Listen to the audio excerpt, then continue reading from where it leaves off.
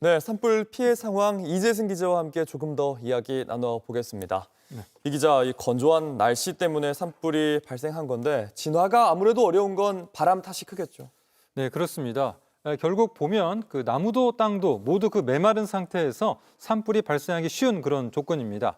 여기에 그 태풍급 강풍으로 인해서 불을 끄기가 쉽지 않은 그런 상황인데요. 주변을 뒤덮은 바짝 마른 수목과 또 순식간에 불씨를 퍼뜨리는 바람 탓에 진화가 힘든 상황입니다. 어제 한번 그 바람 세기를 한번 살펴보면요.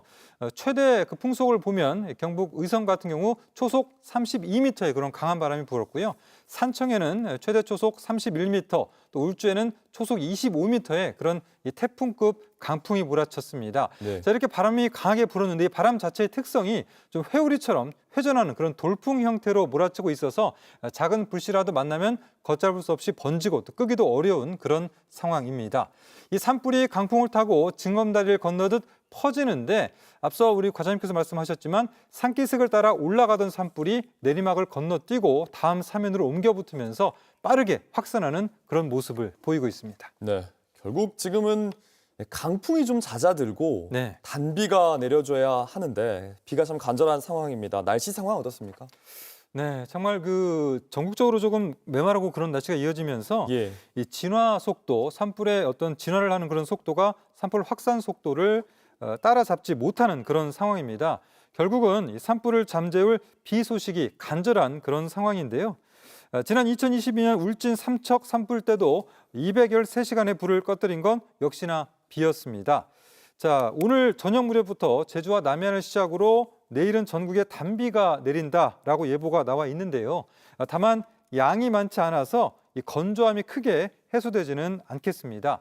예상 강우량 보시면 서울 등 수도권에 5에서 20mm, 또 지금 산불이 집중된 영남 지방에는 5에서 10mm 정도의 비가 예상이 됩니다. 이번 비 내일 오후에 대부분 그칠 것으로 보이고요. 이후에는 기온이 좀 뚝 떨어질 것으로 예상됩니다. 네, 의성에서 시작된 산불이 안동 또 영동 계속해서 번지고 있는데 산불이 확산되는 이유는 좀 어떤 게 클까요? 네, 아무래도 이제 이 남고 북쪽의 기압 배치라고 우리가 얘기를 하는데 남쪽에 고기압이 자리 잡고 또 북쪽에 저기압이 있는 그런 상황 속에서 네. 남서풍이 강하게 불어오게 됩니다. 이 남서풍이 백두대간을 넘으면서 팬 현상이 일어나게 되고 이 팬 현상 자체는 굉장히 바람을 고온 건조하게 만듭니다. 자, 이러한 그 고온 건조한 바람이 백두대간을 넘어서 나오는 곳, 이르는 곳이 바로 영남 지역, 영남 산간 지역이라고 볼 수가 있습니다. 네. 자, 이번에 이런 바람은 강원 영동 지역으로 넘어갈 수가 있는데요. 다만 강원 영동 지역 같은 경우는 그 지역은 눈이 조금 최근 3월 들어 많이 오지 않았습니까? 그러면서 산불 발생 가능성이 줄어들었고 반면에 영남 지역 같은 경우는 지금 팬 현상으로 인해서 굉장히 고온 건조한 바람이 강하게 불면서 산불이 확산하고 있는 그런 모습을 우리가 볼 수 있습니다. 네.